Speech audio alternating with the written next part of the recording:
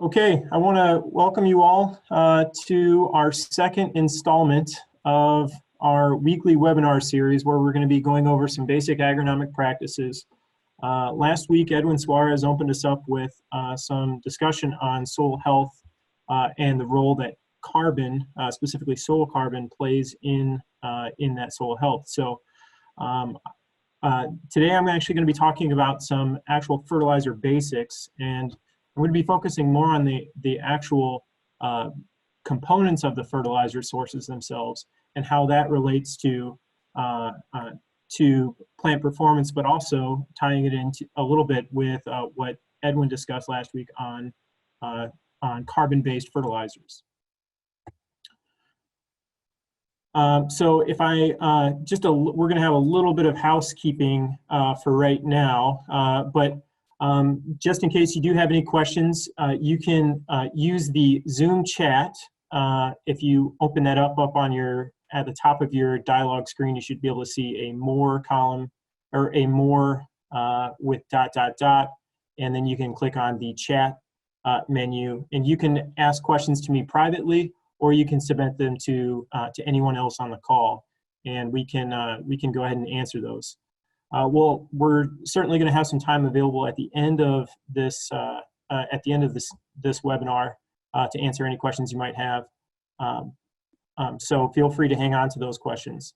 As far as the CEU credits, you can email our marketing at midwesternbioag.com with your name and ID to achieve credit for listening to this webinar.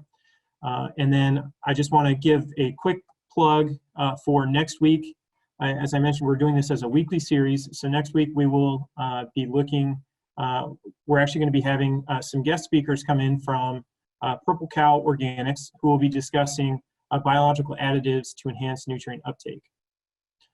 Just one other thing I'd like to point out is, just in case you're, if you'd like to help clean up the window as far as viewing the screen or anything like that, if you look at the dialog box that has all of the attendees, if you click on the second to the left icon that says show small active speaker window, that'll just basically show me as a speaker, and you should be able to see that going forward, so that way you're not having to see every other participant in the group, and it'll maximize your viewing screen.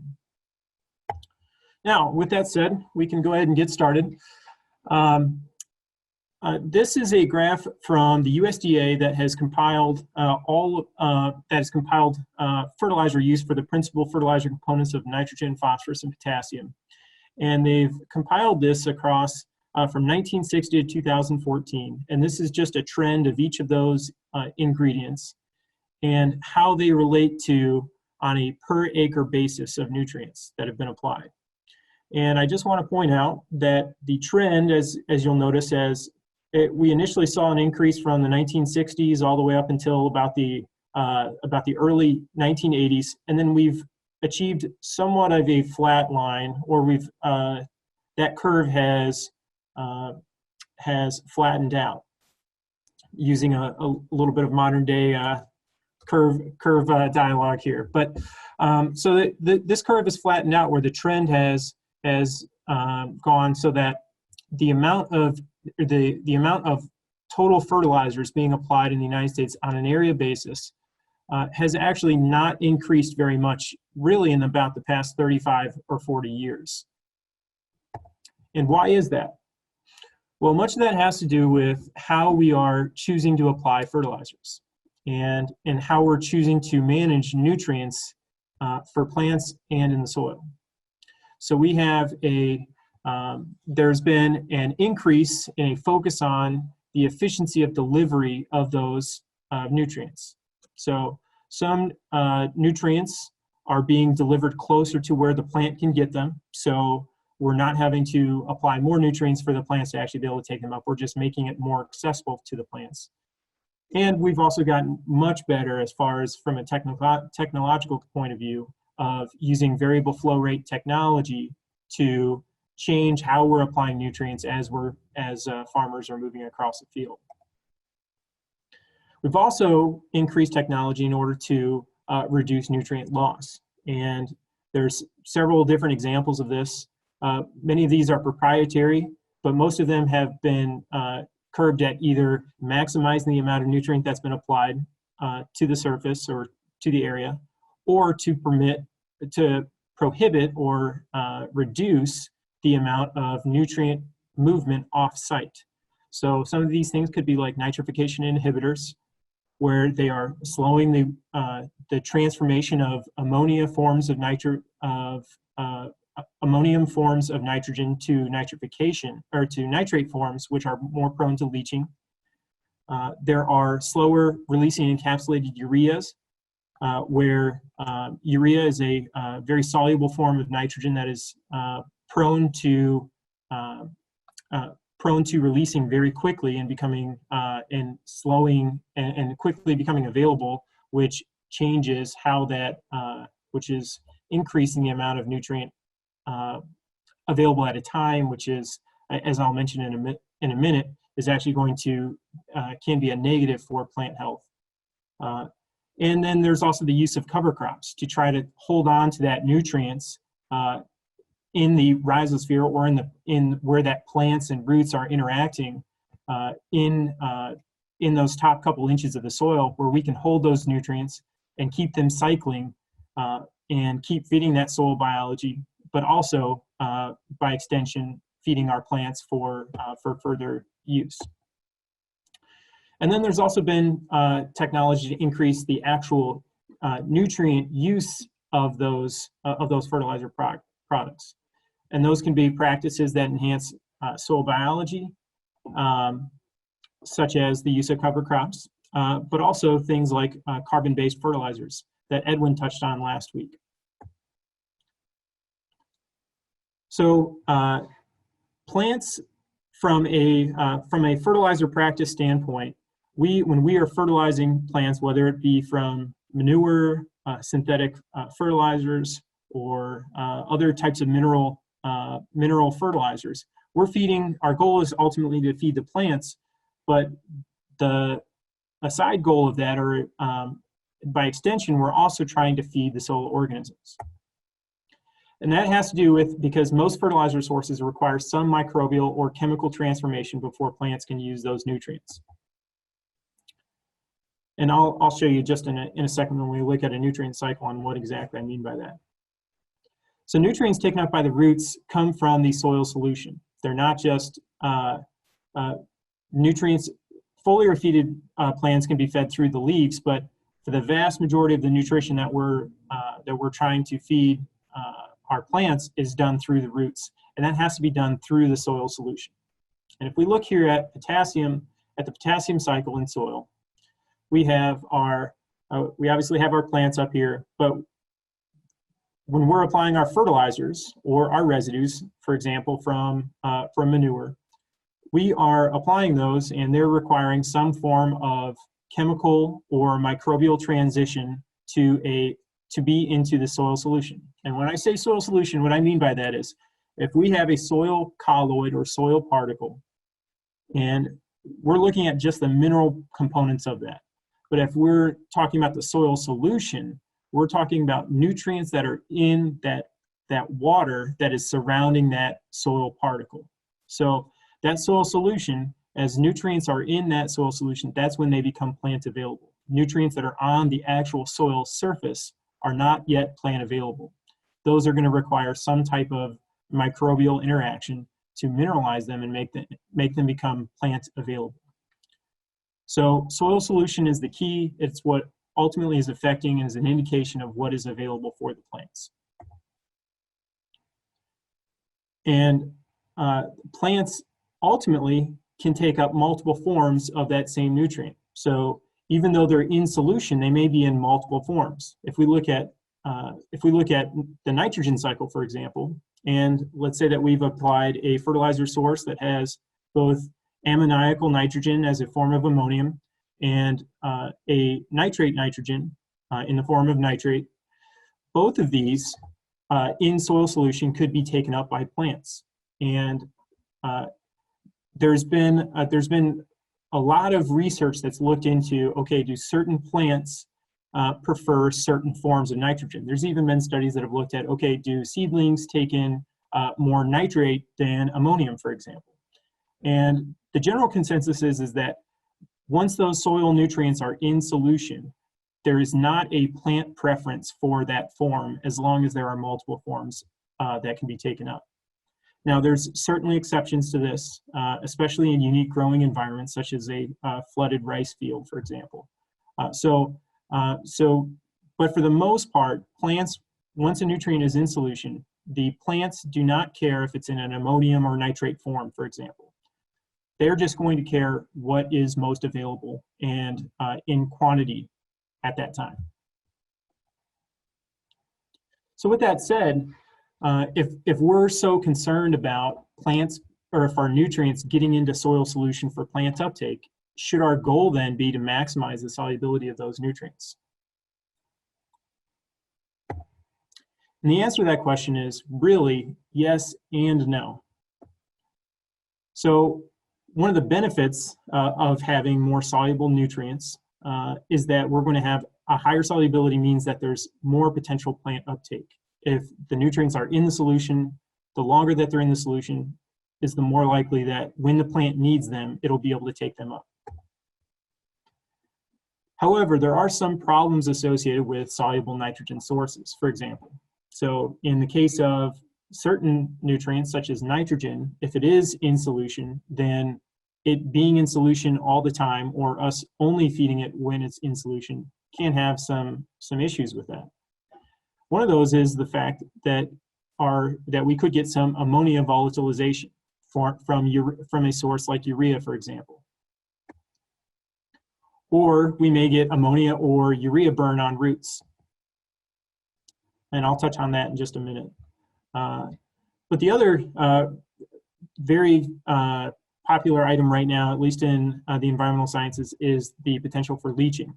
Nitrogen sources are, if they are in solution as a nitrate form, that's the NO3, they are prone to leaching. Soils have naturally have a negative charge, and that's because of clay surfaces and organic matter in the soil.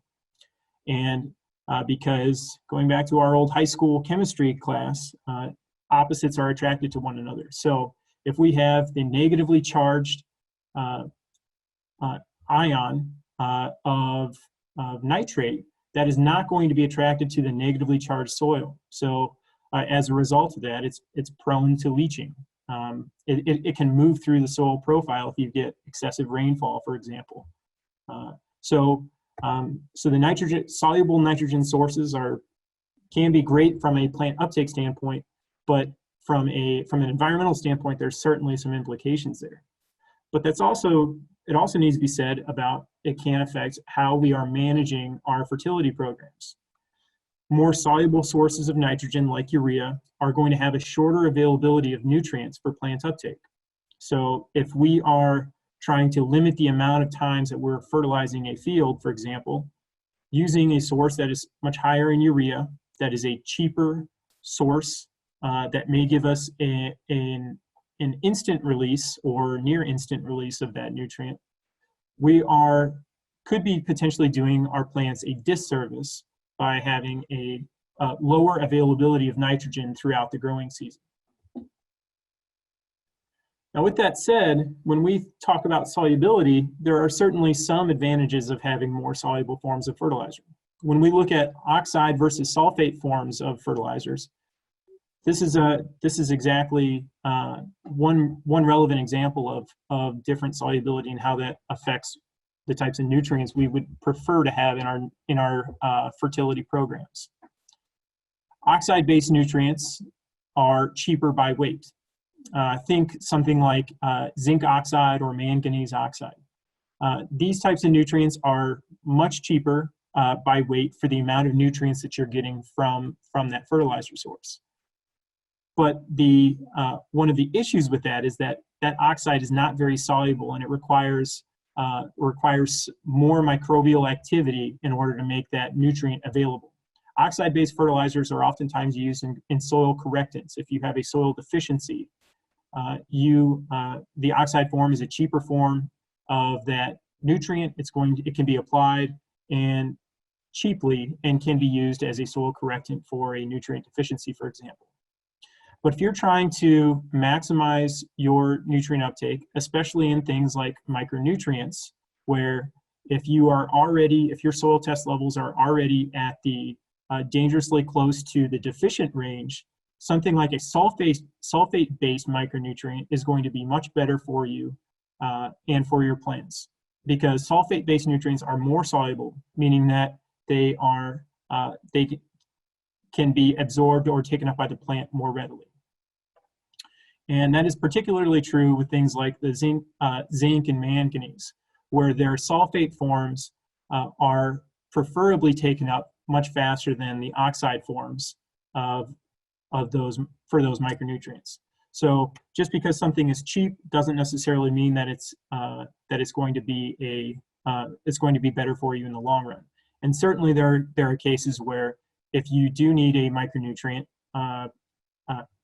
more micronutrients in an immediate short term, sulfate-based forms are the way to go. Now, looking at another way of looking at the actual mineral composition of our fertilizer sources and how that can affect our management practices, we can also think in terms of salt index. So most fertilizers are salts, and a salt is a chemical form of a material that has an anion and a cation. So it's a positive and negative charge. And that's just something that's inherent with fertilizers and how we are delivering nutrients to plants. And when we talk in terms of the salt index, we're talking about a way of comparing the products to each other on a relative scale. The salt index is referring to how tightly are those anions and cations held to each other in that compound. So in our ammonium nitrate, for example, which is 34% nitrogen, we have a much higher salt index. And this salt index on this table on the right of your screen is looking at these higher values are portraying a much higher bond between those two compounds in that product. And so a higher salt index means that there's more energy or more time required to actually release those nutrients. So the other way to look at this, though, is that there's some plant health attributes associated with having a higher or lower salt index. And specifically, it could even affect how we're choosing to apply fertilizer.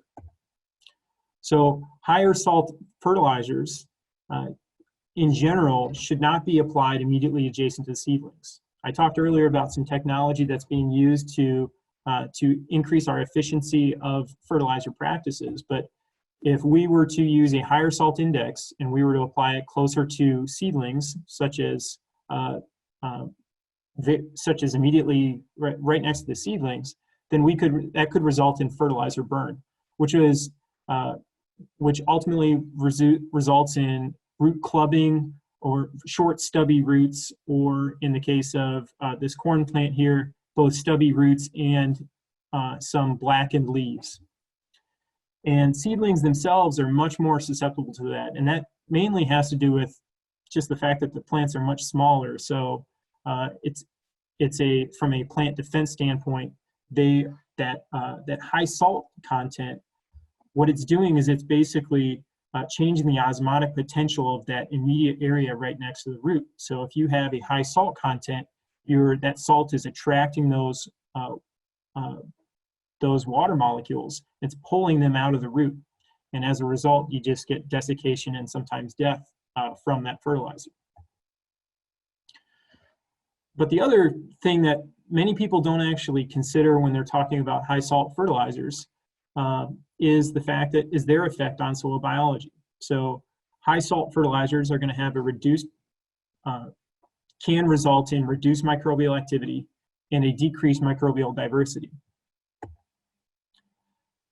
Anhydrous ammonia, swift transition here to another issue that's commonly affecting fertilizer sources. And when we look at things like anhydrous ammonia, another really cheap form of nitrogen, It's very commonly used in traditional row crop settings, and that has to do with the fact that it's the cheapest nitrogen by weight.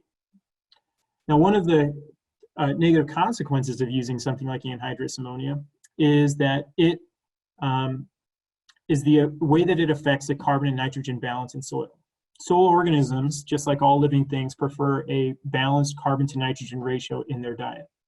So if you're adding a lot of nitrogen to a soil, especially as it's being injected, you're adding it into a much smaller area, not broadcasting over the surface, that nitrogen form, you're basically giving all these microbes a bunch of nitrogen at a time, and they're like, well, I prefer a balanced diet, and in order to consume all this nitrogen, I need to get carbon from somewhere.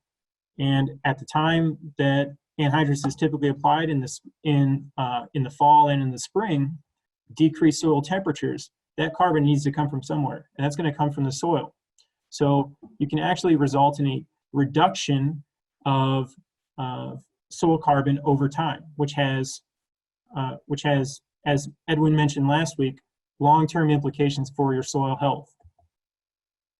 So as a quick recap, what are some things that we do not want in our fertilizer sources? So we don't want sources of nitrogen that are going to be entirely soluble, meaning, such as I mentioned urea a couple of times. We do not want soils that have high salt indices, just because of the plant health and the soil health aspects of that. The excessive use of things like anhydrous ammonia could potentially have long-term negative consequences on our soil health, and the use of oxide-based fertilizers should be avoided, especially with respect to micronutrients. Now, if we were to switch this around and say, okay, what are we looking for in our fertilizer sources? So we want fertilizer sources that are going to feed the plants and soil throughout the growing season. So we want a mix of soluble and insoluble forms of nitrogen. So that could be forms of organic and inorganic forms of nitrogen. We want to do practices, especially fertilizer practices, that do not hurt soil biology. So that could be using things like carbon-based fertilizers, where we're actually enhancing soil biology over time. We ultimately want to add, or at the very least, not reduce soil carbon over time. And finally, we want to look at using sulfate-based fertilizers, simply because those are going to be more readily taken up by the plants, especially in the case of micronutrients. So sulfate-based fertilizers should definitely be a preference there.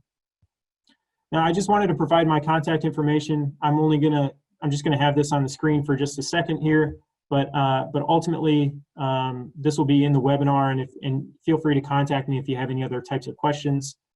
I definitely want to make sure that I save some time for questions here at the end, because I'm sure that this is a very technical topic, and of course it's very difficult to cover in just 20 minutes or so. So I wanted to make sure I left some time here as well. But I did provide some resources here on the screen, and that I think are great introductory materials for covering this material. And ultimately, I definitely want to put in a plug for Gary and Leilani Zimmer for their book, Advancing Biological Farming. This is a tremendous book. Gary is a founder of Midwestern BioAg, and this is probably one of the best fertility books out there. It's super easy to read, and I'd recommend anyone, no matter their level of expertise in plant mineral nutrition and soil health, to take a look at this book. And ultimately, I want to say thanks for your time today. I'm going to leave this screen up just because we can have some great some instructions here on how to actually ask any questions that you might have, and then ultimately, just to reiterate, how you can obtain some the CEU credits for this for today's webinar, and some instructions there that might need to follow. Now, at this time, I'd like to open the floor to any questions you might have. Feel free to send them in the chat, and let me know if you have any questions. So I do have one question here. The question is, how do you evaluate the efficiency of one fertilizer versus another? One that is more efficient, premium, expensive versus a cheap one.